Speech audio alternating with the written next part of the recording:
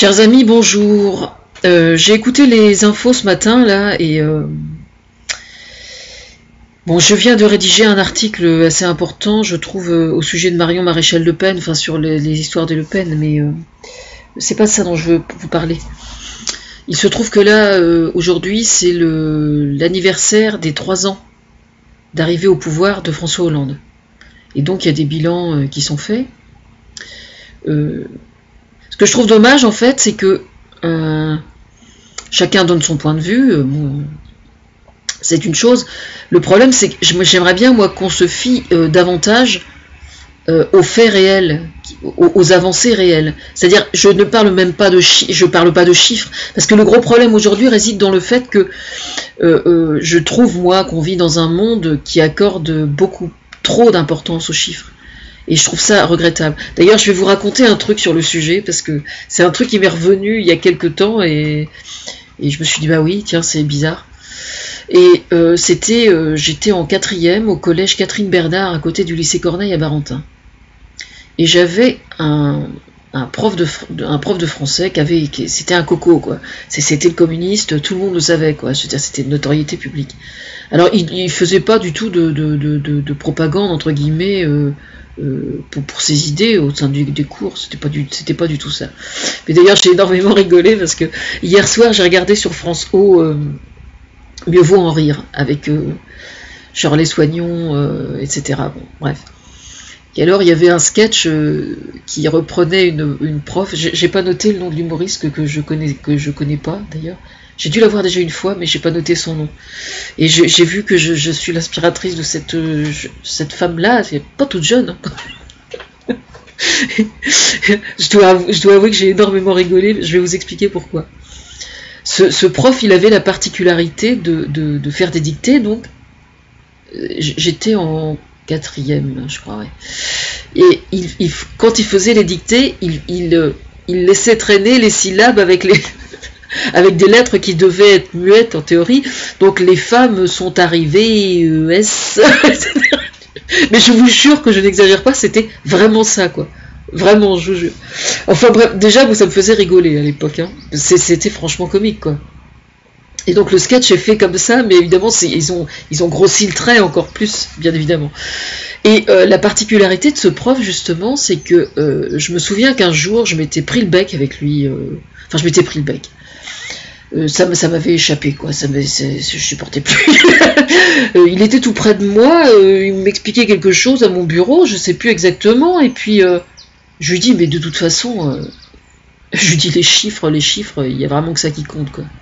C'est-à-dire que je m'en prenais à lui aussi, qui était prof de français, le pauvre, et qui avait rien fait de mal, mais je m'en prenais à lui, et je lui disais, mais de toute façon, les chiffres sont partout. Il y a vraiment que ça qui vous intéresse, quoi. Et en fait, il m'avait rembarré, quoi. C'est-à-dire qu'au lieu de m'encourager à développer ou à m'expliquer ou quoi que ce soit, il m'avait rembarré, quoi. D'un air de dire, on s'en fout ce que tu dis. Enfin, je sais plus, mais et ça m'avait marqué parce que comment dire, c'est un truc que j'ai toujours gardé en mémoire parce que c'était quand même marrant quand j'étais en 4e de déjà m'être fait cette réflexion-là. Je trouve que c'était interpellant. Mais là où c'est particulièrement croustillant, c'est le nom de ce prof. Parce qu'il s'appelle Monsieur Glorieux. Et alors, Monsieur et Madame Glorieux, je les ai retrouvés tous les deux à la chorale de Bouville, quand j'ai repris le chant choral il y a une dizaine d'années. Voilà. Comme quoi, c'est extrêmement curieux. Hein. Monsieur Glorieux, communiste prof, qui m'avait moi comme élève en 4e au collège Catherine Bernard. Ce qui est quand même très marrant. Et j'avais essayé de lui en reparler, pas particulièrement de cette réflexion-là, mais du fait qu'il avait été mon prof en 4e, et il n'avait pas voulu en parler, je sais pas pourquoi. Mais voilà. C'est très curieux quand même tout ça. Enfin bref, pour en revenir donc à François Hollande.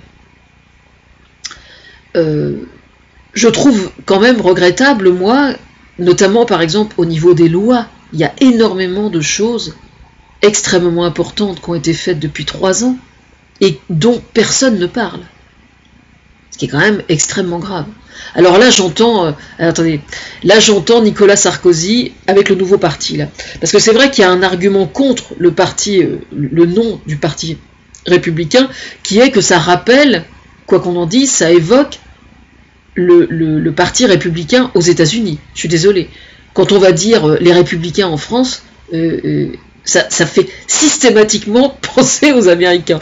Alors franchement, dans le style comment défendre les valeurs françaises, l'identité de la France, etc., en portant le nom d'un parti qui évoque le parti républicain aux USA, pour ma part, je trouve ça extrêmement interpellant. Alors j'imagine qu'avec un nom de parti comme ça, ils doivent avoir des bottes secrètes au sujet du contrat TAFTA, là. Hein, parce que je vous signale qu'on est toujours en train d'attendre leurs idées, hein. Parce que c'est bien gentil, le nom du parti c'est qu'une enveloppe, hein, je veux dire, c'est qu'un nom, mais il y a quoi derrière le nom? Elle est où l'innovation? Elles sont où les idées neuves?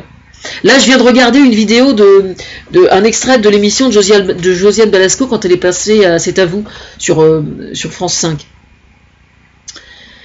Et elle disait, mais c'est vrai que si François Hollande n'avait pas été élu, Nicolas Sarkozy l'aurait été à sa place, où en serait la France aujourd'hui? C'est une excellente question. C'est très interpellant parce qu'effectivement, on aurait continué donc sur la même marge, hein, parce que je ne sais pas ce qu'il aurait fait de plus que ce qu'il avait fait avant, c'est-à-dire nier les problèmes et refuser de s'atteler sur les dossiers les plus importants. Voilà, parce que François Hollande, il a eu ce courage-là, c'est de s'atteler à des dossiers extrêmement importants et extrêmement sensibles. Voilà.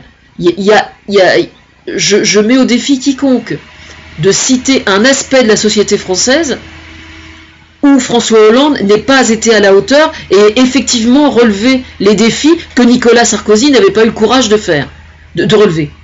Parce que ça, c'est quand même la stricte vérité. Alors que ce soit sur le plan de la politique internationale, que ce soit sur le plan social et sociétal, que ce soit relativement à l'évolution de la famille, que ce soit au niveau de l'éducation, que ce soit au niveau du ministère de la Justice, qui était quand même le 5e poste ministériel à l'époque de Nicolas Sarkozy, ce qui en disait très long sur la notion qu'il avait de la justice.